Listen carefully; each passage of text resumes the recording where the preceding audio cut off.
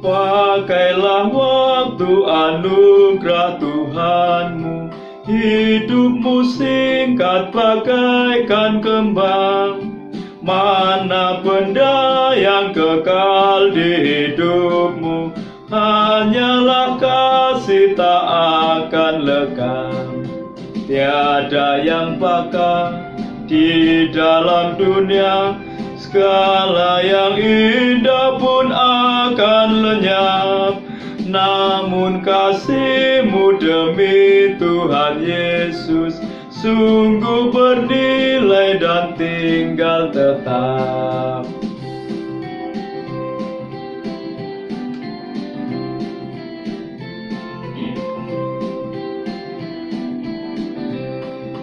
Janganlah sia-siakan waktumu, hibur dan tolonglah yang berkeluh. Biarlah lampumu terus bercahaya, muliakanlah Tuhan di hidupmu. Tiada yang bakal di dalam dunia, segala yang indah pun akan lenyap.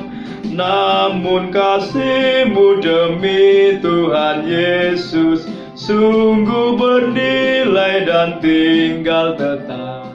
Kekasih Tuhan, selamat pagi. Mari kita bersama-sama bersyukur kepada Tuhan. Mari bersama-sama kita berdoa. Bapa di surga, kami bersyukur untuk pagi hari ini. Kami mohon berkat untuk sapaan Allah yang hendak kami terima bersama-sama. Kiranya Tuhan menolong kami dengan kuasa Allah. Terima kasih ya Tuhan. Kami mohon di dalam nama Yesus Kristus, Tuhan dan Juru Selamat kami yang hidup. Amin. Kekasih Tuhan, pada pagi hari ini kita bersama-sama akan merenungkan surat Rasul Paulus pada jemaat di Galatia.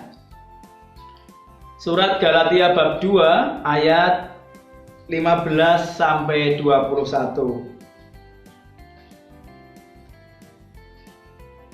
Ayat nasnya adalah Galatia 2 ayat 21a, yang demikian firman-Nya. Aku tidak menolak kasih karunia Allah. Sekali lagi ayat nasnya, ayat yang ke-21a yang demikian. Aku tidak menolak kasih karunia Allah. Kita akan merenungkannya di dalam tema jangan sia-siakan anugerah Tuhan. Kekasih Tuhan, bukti sebagian orang menyanyiakan kasih karunia Tuhan adalah jika orang tersebut sengaja berbuat dosa.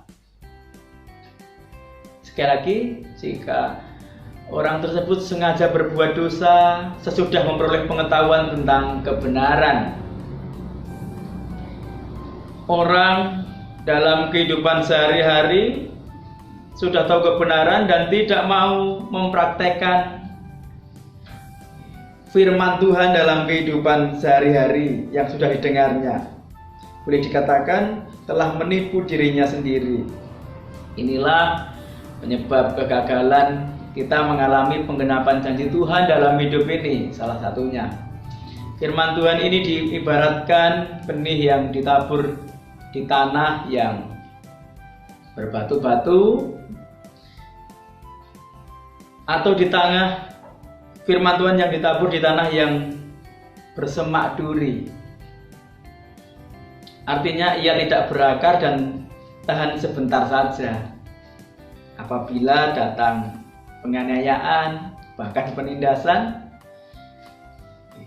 karena firman itu, orang itu pun segera tidak tahan. Lalu khawatir kekotoran dunia ini, tipu daya dunia menghimpit firman itu sehingga tidak berbuah. Kasih Tuhan, Kalau kita mau tinggal di dalam firman-Nya, kalau kita mau hidup di dalam firman-Nya, kita akan mengerti kebaikan Bapa.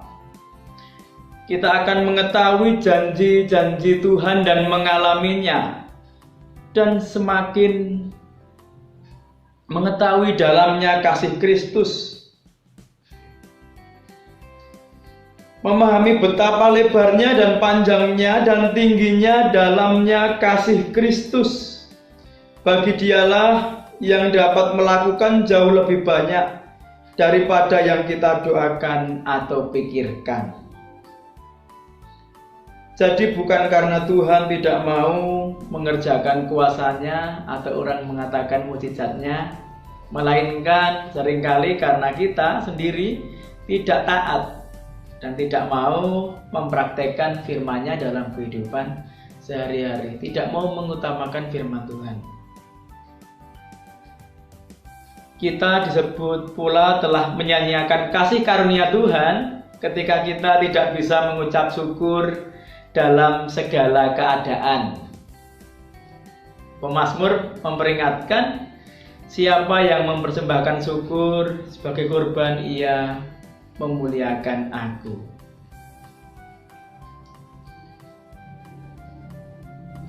Dalam kitab lain juga mengatakan bersyukurlah dalam segala hal, mengucap syukurlah dalam segala hal, sebab itulah yang dikehendaki Tuhan Allah bagi kamu.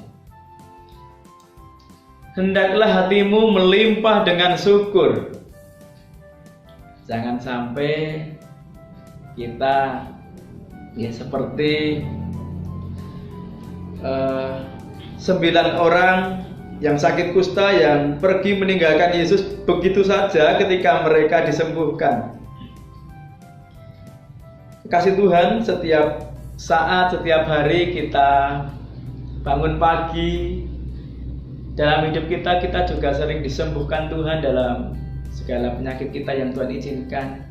Dalam kehidupan kita sesungguhnya ada mujizat tiap hari. Kita diberkati, kita dipulihkan, kita dilindungi Tuhan, kita ditolong Tuhan sepanjang hidup kita. Yang kita renungkan, sudahkah kita selalu mengucap syukur? Mengucap syukur senantiasa. Bersyukur juga dalam hal-hal, dalam segala perkara yang Tuhan izinkan. Dalam kesusahan, dalam segala hal. Sudahkah kita bersyukur dan sudahkah kita menggunakan lidah kita dengan bertanggung jawab? Rasul Paulus berkata,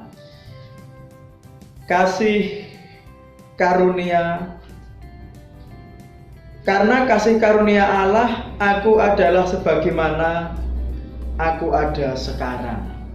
Rasul Paulus telah mengikut Kristus, hidupnya memiliki sukacita dan bersyukur senantiasa. Kekasih Tuhan, jangan sekali-kali kita melupakan kasih dan kebaikan Tuhan.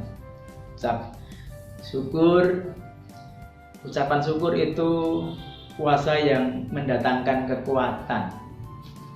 Ketika kita tahu bersyukur kepada Tuhan, bersyukur dalam segala hal, bersyukur dalam segala perkara, maka tantangan seberat apapun pasti dapat kita lalui bersama Roh Kudus.